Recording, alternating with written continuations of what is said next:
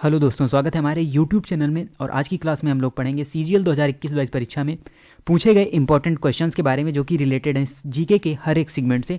और ये हमारे लेटेस्ट पैटर्न पर बेस्ड क्वेश्चन है और इसकी 4 क्लासेज ऑलरेडी हो चुकी हैं। तो आप हमारे चैनल की प्लेलिस्ट में जाकर वहाँ से उन क्लासेज को भी देख सकते हैं। और ये सभी आपके आगामी एग्जाम्स CHSL और MTS के लिए काफ़ी इंपॉर्टेंट रहने वाले हैं ये क्वेश्चन। तो चलिए स्टार्ट करते हैं आज की क्लास को और देखते हैं आज का सबसे पहला question related to modern history. निम्न में से किस क्रांतिकारी को अलीपुर बम षड्यंत्र मामले में अंग्रेजों ने एक आरोपी के रूप में गिरफ्तार किया था? तो आपसे पूछा जा रहा है कौन सा इसमें ऐसा क्रांतिकारी है जिसको अलीपुर बम षड्यंत्र मामले में अंग्रेजों के द्वारा गिरफ्तार किया गया था। तो देखिए यहाँ पर आपको जो जाने पहचाने नाम लग रहे होंगे, इनमें रोशन सिंह, अशफाक उल्ला खां हैं और राजेंद्र लाहिड़ी है, जिनको यानी बम षड्यंत्र के मामले में ये भी दोषी थे, यानी ये क्रांतिकारी भी थे। और उसके अलावा बात करें अगर हम इस क्वेश्चन के सही आंसर की, तो ये है हमारा C नंबर, कन्हई लाल दत्त। तो जो हमारे कन्हई लाल दत्त हैं उनको ही अलीपुर बम षड्यंत्र मामले में अंग्रेजों ने एक आरोपी के रूप में गिरफ्तार किया था। तो इस क्वेश्चन को आपको अच्छी तरीके से याद रखना है। बढ़ते हैं अगले क्वेश्चन की ओर। अगला क्वेश्चन है, निम्न में से कौन सा तत्व प्रकाश उत्सर्जक डायोड संरचना के निर्माण के लिए उपयुक्त नहीं है? यानी 4 में से कौन सा ऐसा तत्व है जिसके द्वारा प्रकाश उत्सर्जक डायोड को नहीं बनाया जा सकता? तो गैलियम फास्फाइड का यूज इसमें किया ही जाता है। उसके अलावा इंडियम गैलियम नाइट्राइड का भी यूज किया जाता है और गैलियम आर्सेनाइड का भी यूज किया जाता है। यहाँ पर सही आंसर है जर्मेनियम। तो जो जर्मेनियम है वो यहाँ पर उपयुक्त नहीं है प्रकाश उत्सर्जक डायोड की संरचना के लिए। अगला क्वेश्चन है यहाँ पर हमारा, मुगल बादशाह बाबर का पहला नाम क्या था? तो देखिए इस प्रकार के भी क्वेश्चन आपसे पूछे जाते हैं, नाम से भी रिलेटेड। आपने जब भी आप पढ़ते हैं मुगल वंश के बारे में पढ़ते हैं तभी यहाँ पर जिक्र आता है बाबर का, और आप बाबर से ही इसको याद रखते हैं। पूरा नाम आप शायद आपने ना याद किया हो। तो यहाँ पर अगर हम बात करें बाबर के पूरे नाम की, तो बाबर का पूरा नाम था जहीरुद्दीन मोहम्मद बाबर, लेकिन हम अक्सर उसे बाबर ही कहते हैं क्योंकि अगर हम पढ़ते भी हैं हिस्ट्री में तो सिंपल रहता है कहने में, इसलिए हम कहते हैं। और देखिए इस प्रकार के भी क्वेश्चन बन सकते हैं कि उसका जो पहला नाम था वो क्या था। तो यहाँ पर पहला नाम था जहीरुद्दीन और दूसरा नंबर यहाँ पर सही होगा। मुगल बादशाह बाबर का पहला नाम था जहीरुद्दीन और पूरा नाम था जहीरुद्दीन मोहम्मद बाबर। और उसके अलावा बात करें अगर हम, तो मुगल वंश का संस्थापक किसे माना जाता है? बाबर को माना जाता है। और 1526 ईस्वी में इसने मुगल वंश की स्थापना की थी। उसके अलावा 4 युद्धों को लगातार इसने जीता था और उसके बाद मुगल वंश की स्थापना की थी। इब्राहिम लोदी को हराकर उसी के साथ दिल्ली सल्तनत का पतन होता है और मुगल वंश की शुरुआत होती है। और पूरी मिडाइवल हिस्ट्री को हमने अलग से भी कवर किया हुआ है और मुगल वंश, दिल्ली सल्तनत के बारे में अच्छी तरीके से वहाँ पर हमने पढ़ाया हुआ है। ऊपर आई बटन पर आपको वो प्लेलिस्ट भी मिल जाएगी, तो वहाँ से आप उन क्लासेस को कंप्लीट कर सकते हैं। तो बढ़ते हैं अगले क्वेश्चन की ओर। और अगला क्वेश्चन है, भांगड़ा नृत्य कहाँ का नृत्य है? तो ये बेसिकली पंजाब वाले क्षेत्रों में किया जाने वाला एक फोक डांस है।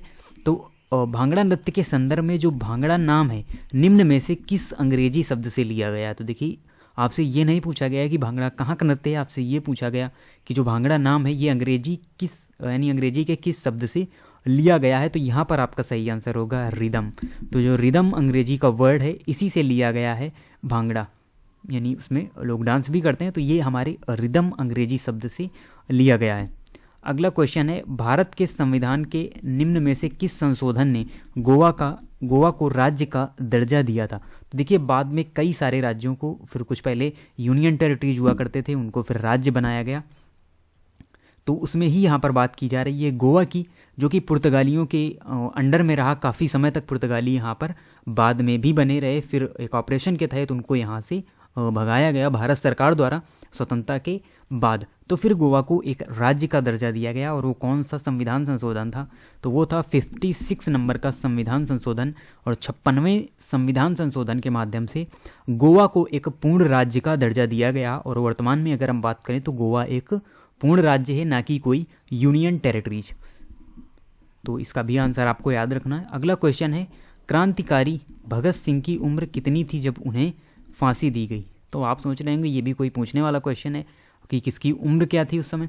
तो देखिए इस प्रकार के क्वेश्चन बिल्कुल पूछे जाते हैं और ये एज इट इज क्वेश्चन है, CGL एग्जाम में पूछा हुआ। हमने अपनी तरफ से ये क्वेश्चन नहीं बनाया, ये एज इट इज क्वेश्चन पूछा ही गया है CGL के इस बार के एग्जाम में। तो आपको एज भी याद रखनी है। तो देखिए भगत सिंह जो एक महान क्रांतिकारी जिन्हें हम कहें स्वतंत्रता के लिए, इन्होंने काफ़ी लड़ाई लड़ी और अपने यानी जब इनका जीवन शुरू ही हुआ था उसी समय इन्होंने अपने प्राणों को न्यौछावर कर दिया इस भारत की स्वतंत्रता के लिए। तो क्रांतिकारी भगत सिंह की उम्र उस समय मात्र 23 ईयर थी। जिस समय आप तैयारी कर रहे हैं कंपटीशन एग्जाम की, उस समय ये यानी भारत की स्वतंत्रता के लिए लड़ रहे थे क्रांतिकारी, एक महान क्रांतिकारी की संज्ञा भगत सिंह को दी गई है। तो 23 ईयर की एज में इनको फांसी दी गई। तो इसका जो सही आंसर है वो होगा 23। अगला क्वेश्चन है कैमेलिया साइनेसिस क्या पैदा करने वाला एक पौधा है, यानी ये किसका एक प्रकार है, कॉफ़ी का, गन्ना का, जूट का या चाय का। कैमेलिया साइनेसिस तो ये आपका चाय का एक प्रकार है, यानी चाय पैदा करने वाला एक पौधा है जिसका नाम है क्या, कैमेलिया साइनेसिस। तो Camellia sinensis is related to, यहाँ पर टी से रिलेटेड है।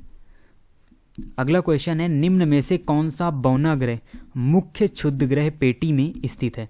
तो आपसे पूछा जा रहा है जो मुख्य क्षुद्र ग्रह पेटी है उसमें कौन सा ऐसा बौना ग्रह है जो यहाँ पर स्थित है। तो यहाँ पर जो आपका सही आंसर होगा वो होगा साइरस। तो साइरस यहाँ पर सही आंसर होगा। और उसके अलावा बात की जाए अगर एस्टेरॉयड बेल्ट की, यानी जो क्षुद्र ग्रह पेटी है ये किन किन ग्रहों के बीच में पाई जाती है, इससे रिलेटेड भी क्वेश्चन कई बार एसएससी एग्जाम में पूछा गया है कि किन दो ग्रहों के बीच एस्टेरॉयड बेल्ट स्थित है। तो ये ग्रह हैं आपके मंगल और बृहस्पति। तो मंगल और बृहस्पति ग्रह के बीच में एक पूरी बेल्ट पाई जाती है, यानी जिस प्रकार से जो भी हमारे सौर मंडल में ग्रह हैं वो जिस प्रकार से सूर्य का चक्कर लगाते हैं उसी प्रकार से ये एस्टेरॉयड भी, यानी छोटे छोटे एस्टेरॉयड हैं, ये भी सूर्य का चक्कर लगाते हैं। और ये सभी यानी इनके एक पूरा समूह पाया जाता है, एक पूरी बेल्ट पाई जाती है। आप मंगल ग्रह और बृहस्पति ग्रह के बीच में देखेंगे तो वहाँ पर एस्टेरॉयड की एक आपको बेल्ट दिखाई पड़ेगी। और इसी पेटी में स्थित है साइरस बौना ग्रह जिसकी बात यहाँ पर इस क्वेश्चन में की जा रही है। तो इसका सही आंसर होगा साइरस ग्रह। अगला क्वेश्चन है ऊपरकोट बौद्ध गुफाएं गुजरात के किस शहर में आपको मिलेंगी। तो देखिए आपसे राज्य नहीं पूछा गया बल्कि एक उससे रिलेटेड शहर पूछा गया है कि जो ऊपरकोट बौद्ध धर्म की गुफाएं हैं वो गुजरात के किस शहर में आपको मिलेंगी। तो यहाँ पर सही आंसर होगा आपका जूनागढ़। तो जूनागढ़ में ही स्थित हैं ऊपरकोट बौद्ध गुफाएं। तो ये आपको गुजरात के जूनागढ़ में मिलेंगी। अगला यहाँ पर क्वेश्चन है हमारा, किस वर्ष में भारत के सार्वजनिक ऋण का सकल घरेलू उत्पाद से अनुपात रिकॉर्ड 84.2% हो गया था। यानी आपसे पूछा जा रहा है किस वर्ष जो हमारा सकल घरेलू उत्पाद है वो रिकॉर्ड 84.2% हो गया था। तो इसका जो सही आंसर है वो है आपका 2003। तो 2000 यानी सन 2003 में जो हमारा सकल घरेलू उत्पाद है वो 84.2% हो गया था, जो कि अपने आप में एक रिकॉर्ड है। तो ये आपको ईयर भी याद रखना है। और ये हमारे आज के इम्पॉर्टेंट 10 क्वेश्चन थे 25 में से, और ये था हमारा सेट नंबर 5। और इसी प्रकार से हम 21 सेट तक कंप्लीट करने वाले हैं और CHSL एग्ज़ाम तक हम ये सेट सभी कंप्लीट कर लेंगे। तो ये आपके दोनों एग्ज़ाम के लिए इंपॉर्टेंट रहने वाली हैं। बात करें अगर हम इस PDF की, तो पहले ही आपको टेलीग्राम चैनल पर अवेलेबल करा दी गई है PDF, आप वहाँ से प्रैक्टिस कर सकते हैं। तो इसी तरीके से चैनल से जुड़े रहें। मिलते हैं आपसे नेक्स्ट वीडियो में न्यू इंपॉर्टेंट क्वेश्चन के साथ, और तब तक के लिए धन्यवाद।